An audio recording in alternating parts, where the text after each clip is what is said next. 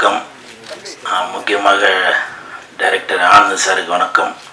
அவருக்கு பக்கத்துணையாக இருந்த இயக்குனர் Chella sir, Gopi sir, manager Senthil sir, cameramen, assistant director எல்லாருக்கும் வணக்கம். மேடையில் பேசி கைத்தட்டல் வாங்குற அளவுக்கு நான் பெரிய பேச்சாளர் இல்லை, அதனால் தயவு செஞ்சு நீங்களே ஒரு தடவை கைத்தட்டிடுங்க. என்ன சார் பண்ணுறது?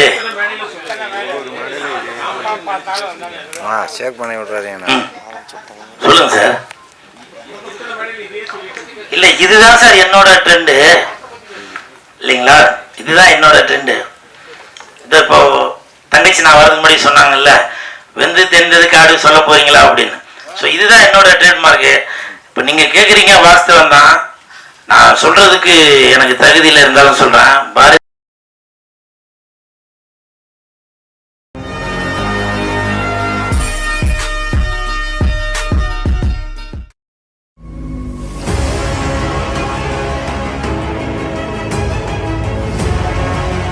ராஜா சார் பேசும்போது என் இனிய தமிழ் மக்களே அப்படின்னு சொல்கிறாங்க.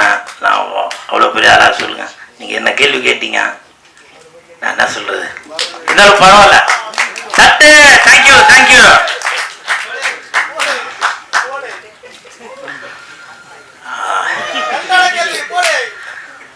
இல்லை இல்லை, அப்படிலாம் இல்லைப்பா. எப்போவுமே நான் அவங்களுக்கு கீழே தான். இந்த படம் நான் நடித்ததில் ரொம்ப சந்தோஷப்படுறேன். நல்ல சம்பளம் கொடுத்தாங்க. அதற்கு கோபுரம் ஃபிலிம்ஸுக்கு என் மனமார்ந்த நன்றி. இதுக்கு முன்னாடி வெள்ளைக்காரத்தோட அந்த படத்தில் நான் நடிச்சிருந்தேன். அந்த படம் நடிக்கிறப்போ ப்ரொடியூசர் ஒரு நாள் கூட நான் ஸ்பாட்டுக்கு வந்து பார்த்ததில்லை. அதே மாதிரி இந்த படத்துக்கும் நான் வந்து பார்த்ததே இல்லை. ஸோ அப்படி ஒரு கண்ணியமான ப்ரொடியூசர் நம்பி கொடுத்துருப்பார் போல், நல்லா தரமாக இருக்கும் படம் அப்படின்னு. ஸோ அதே மாதிரி தான் ட்ரெய்லர் பார்க்கும்போதும் தெரியுது. நன்றி அன்பு செல்லியன் சார். அதே மாதிரி இப்போது ஒரு 2 நாளைக்கு முன்னாடி ஒருத்தவங்க கேட்டாங்க, நீங்கள் வந்து சந்தானத்தை எங்கே போனாலும் புகழ்ந்து பேசிக்கிட்டே இருக்கீங்க, அவர் வந்து உங்களுக்கு படத்தில் ஃபுல்லாலாம் எதுவும் கொடுக்கவே காமே அப்படின்னு சொல்லி. சந்தானம் படத்தில் ஃபுல்லாக வேணால் கொடுக்காம இருக்கலாங்க. என் வாழ்க்கையில் ஃபுல்லாக தாங்க அவர் தாங்க கொடுத்துட்ருக்காரு. அது எனக்கு பழகின ஆளுங்களுக்கு மட்டும்தான் தெரியும். ஸோ அந்த மாதிரி சினிமாவையும் தாண்டி எனக்கும் சந்தானத்துக்கும் ஒரு கனெக்ஷன் இருக்குது. உதாரணத்துக்கு இந்த படம் நடித்தது சந்தானத்தினால தான். சந்தானத்தோட மேனேஜர் இப்போ ப்ரொடியூசர் ரமேஷ் அவர் தான் இந்த படத்துக்கு ரெக்கமெண்டேஷன் பண்ணி டைரக்டர்கிட்ட சொல்லி, இல்லை கூலுக்கு வந்து படம் ஃபுல்லாக வர மாதிரி எதனா ஒரு கேரக்டர் தரணும் அப்படின்னு சொல்லி, அப்புறம் சம்பளமும் முன்ன பின் இருந்ததால் மேனேஜர் செந்தில் சார்கிட்ட பேசி அப்படி இப்படி ஒரு வழியாக கரெக்ட் பண்ணி எனக்கு இந்த படத்தை நடிக்க வச்சார். இப்போ சொல்லுங்கள், சந்தானத்தினால தானே இந்த படம் கிடச்சிது. அதனால் வரலாறு தெரியாமல் ஏதோ ஒன்று பேசி விட்டு போயிடுறாங்க.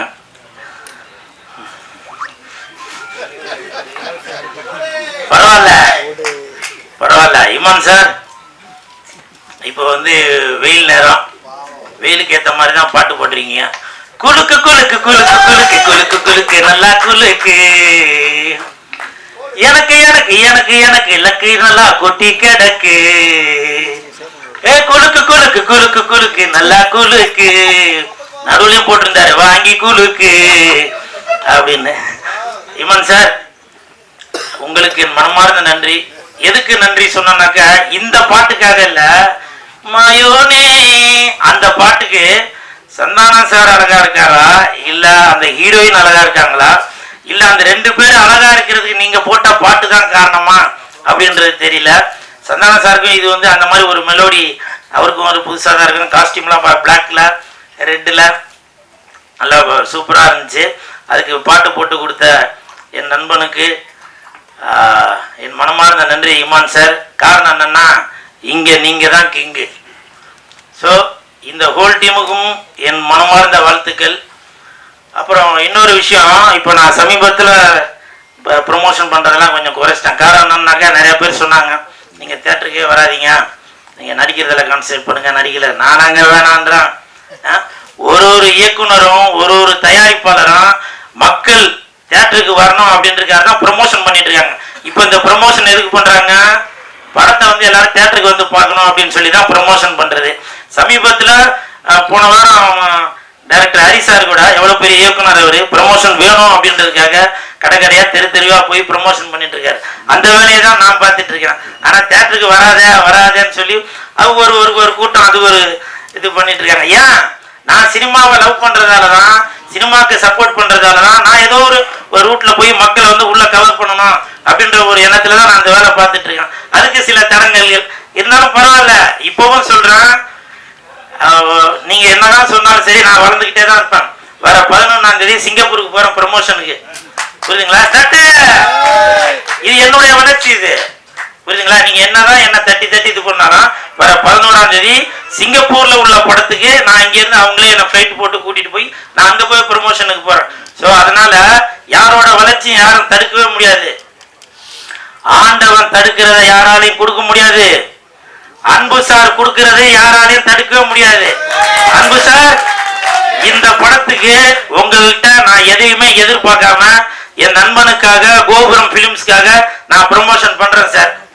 ஏதோ ஒரு வித்தியாசத்துல ஒண்ணு பண்றேன் சார். இதை நான் இந்த நேரத்துல சொல்றேன் சார். வரும்போது இப்ப இன்னைக்கு மத்தியானம் தான் எனக்கு வந்து அந்த சிங்கப்பூர்காரர் போன் பண்ணி சொன்னாரு, சார் வெள்ளிக்கிழமை மணிக்கு ஃபிளைட் போடுறான் அப்படின்னு சொல்லி. ஏன்னா சனிக்கிழமை மணிக்கு அங்க போறோம், வெள்ளிக்கிழமை மணிக்கு ஃபிளைட் போடுறேன் சார். நான் சொன்னேன், இல்லைங்க நான் நடிச்ச படம் வருது, என் நண்பன் நடிச்ச படம் வருது, எனது தயாரிப்பாளர் எடுத்த படம் வருது, நான் அந்த படத்தை ப்ரமோஷன் பண்ணிட்டு தான் வருவேன். அதனால முடிஞ்சா ஈவினிங் போடுங்க, இல்ல 11ஆம் தேதி காலையில போடுங்க அப்படின்னு சொன்னேன். காரணம் இது என்னோட டெடிகேஷன் தாங்க. அது செய்யற தொழில வந்து தெய்வமா நினைச்சு பண்றான். இப்ப நிறைய பேர் கேட்டாங்க, நீங்க வந்து அரசியல்ல வந்து ஒரு கட்சிக்கு போய் ப்ரமோஷன் பண்ண போயிருந்தீங்களே அப்படின்னு சொல்லி சொன்னாங்க. ஆமா, ப்ரமோஷன் பண்ண தான் போனேன். என்ன கூப்பிட்டதே 4 நாளைக்கு தான் கூப்பிட்டாங்க. திருவண்ணாமலையில போய் ப்ரமோஷனுக்கு 4 நாள் தான் கூப்பிட்டாங்க.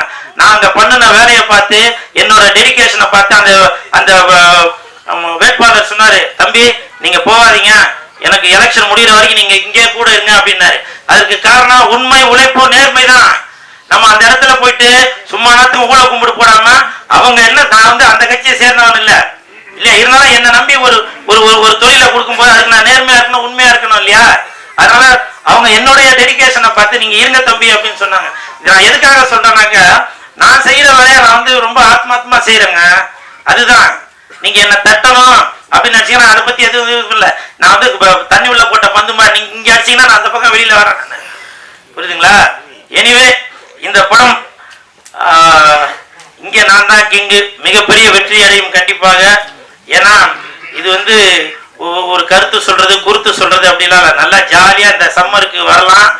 வந்துட்டு குலுக்கு குலுக்கு குலுக்கு குலுக்கு குலுக்கு குலுக்கு நல்லா குலுக்கு அப்படின்னு நல்லா குலுக்கிட்டு போலாம். வாங்க, குலுக்குறதுனா நல்லா சிரிச்சு வயிறு குலுங்க சொல்றேன், சரிங்களா? அப்புறம் அதுக்கு வேற என்ன சொல்லிருப்பேன், நல்லா சிரிச்சு வயிறு குலுங்க அப்படி நல்லா சிரிச்சு ஜாலியா போலாம், சரிங்களா? தம்பி ராமாயணா நடிச்சிருந்தேன், நிறைய பேர் நடிச்சிருக்காங்க.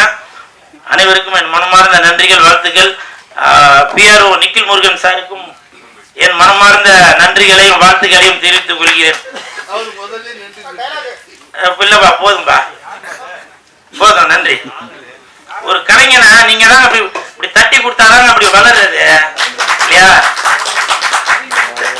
தேங்க்யூ தேங்க்யூ தேங்க்யூண்ணா, தேங்க்யூ ஸோ மச். இல்லைண்ணா அவ்வளோதான், அதை நாங்கள் பார்த்துட்டோம். Thank you thank you so much. அடுத்தபடியாக DOP ஓம் நாராயண் அவர்களே. சத்தம் இல்லாமல் போகிறதுக்காக வர சொல்லுங்க. வீட்டில் இருந்து போயிடலாம, ஃபோனில் பேசிட்டு போயிடலாம, இவ்வளோ செலவு பண்ணி